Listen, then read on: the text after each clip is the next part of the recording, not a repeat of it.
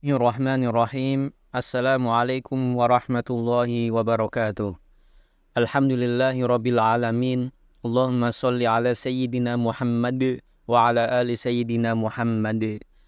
Sahabat beriman yang dirahmati Allah dimanapun Anda berada, saya doakan semoga Anda semua diberikan nikmat sehat, diberikan ketinggian derajat, diangkat derajatnya oleh Allah Ta'ala, dibukakan pintu rezeki yang melimpah ruah dan berkah berlimpah. Sahabat beriman, adakah korelasi antara iman dan rizki?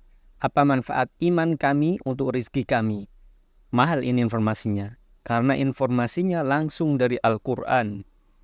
Manusia secara umum dan insan beriman dibedakan oleh Allah Ta'ala. Jika manusia secara umum, maka dengan hukum umum. Sementara jika insan beriman, itu dengan hukum khusus. Pertanyaannya, apakah kita sudah masuk ke hukum ini atau belum? Pertanyaannya begini, kita beriman tidak? Jawabannya, beriman. Sekarang Allah turunkan hukum khusus bagi insan beriman. Maka terjawab pertanyaan kita, ya Allah, apa manfaat iman kami kepadamu yang hubungannya dengan rizki? Maka diturunkanlah surat Al-Baqarah ayat 172. Kalau di ayat 168, ya ayyuhan nasu. Maka di ayat 172 ini, ya ayyuhalladzina amanu. Beda. Hai semua yang telah menyatakan dirinya beriman. Kulu di ayat 172 ini sama dengan kulu di ayat 168. Ikhtiarnya juga sama. Jadi bukan berarti jika sudah beriman, nggak ada ikhtiar. Tetap berikhtiar dan tetap bekerja. Tapi perhatikan cara bekerjanya insan beriman. Kalau kita sudah mengerti dan benar-benar beriman, ikuti ayat ini. Perhatikan jaminannya. Kulu min thayyibati ma razaqnakum. Di Al-Baqarah ayat 168. Ya ayyuhan nasu kulu mimma fil ardi halalan thayyiba.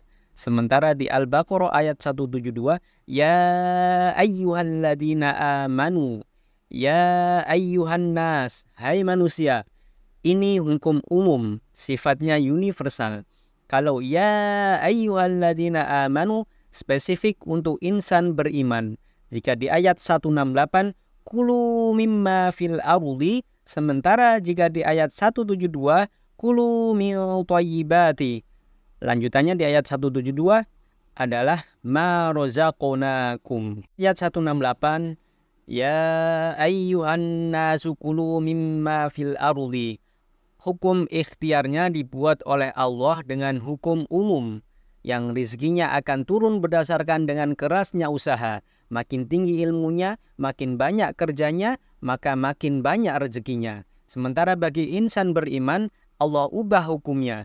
Dalam ayat 172, kulu min thayyibati, kalimat mimma fil ardi yang ada di ayat 168 dihapus.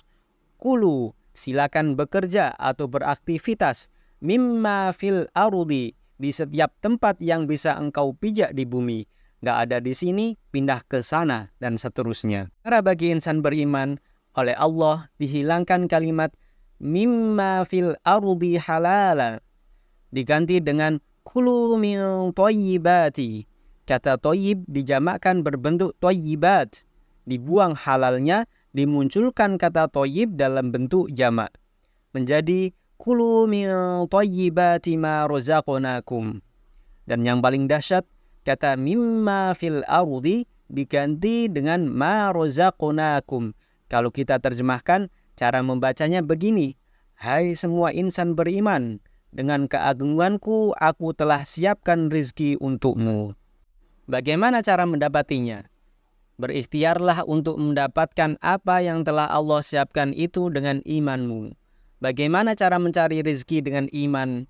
Kata halal tidak ditemukan dalam ayat 172 sebagaimana tersebut dalam ayat 168.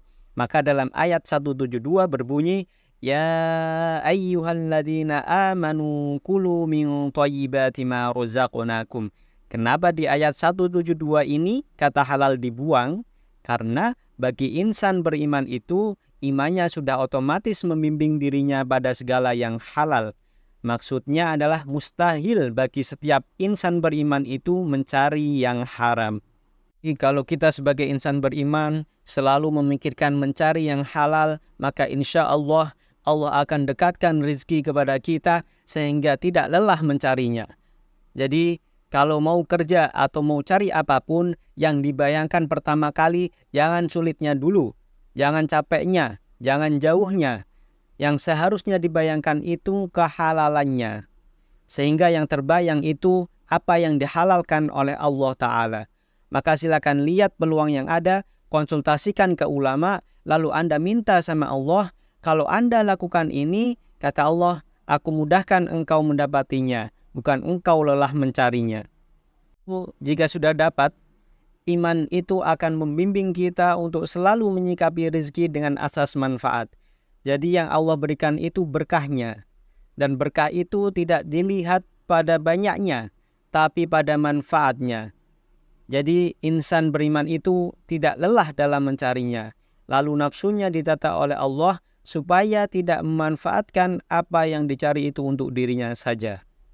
Saya beri contoh begini, supaya lebih gampang memahaminya. Saat Anda haus, Anda butuh minum. Sederhananya, kan kalau kita sudah minum sembarang air, hausnya hilang. Betul kan? Itu konsep dasarnya. Terus kalau ada air bening, bersih, baik, menyehatkan, kalau diminum hausnya hilang tidak? Hilang, bahkan kita jadi sehat. Nah, itulah asas manfaat namanya.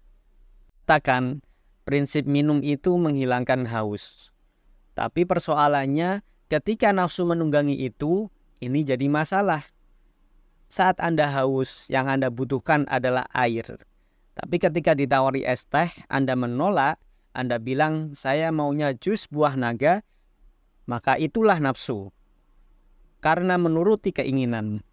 Maka insan beriman itu, kalau dia mencari rezeki dengan imannya, Allah akan bimbing ia mendapatkan rezeki itu dan dijamakkan bentuk thayyibnya dalam bentuk berkah. Min thayyibati, aku tambahkan kualitasnya, sekalipun dalam pandangan manusia kuantitasnya terlihat sedikit. Buat beriman yang dirahmati Allah, mari kita mencari rezeki yang halal dengan cara yang diridhoi Allah Ta'ala, supaya yang kita dapati itu berkah. Silakan simpan dan share video ini.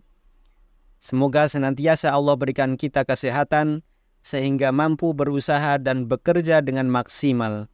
Sekian dari saya. Jika ada yang kurang, mohon dibukakan pintu maaf sebesar-besarnya, karena yang sempurna hanyalah milik Allah Subhanahu wa Ta'ala. Sekian, semoga bermanfaat. Wassalamualaikum warahmatullahi wabarakatuh.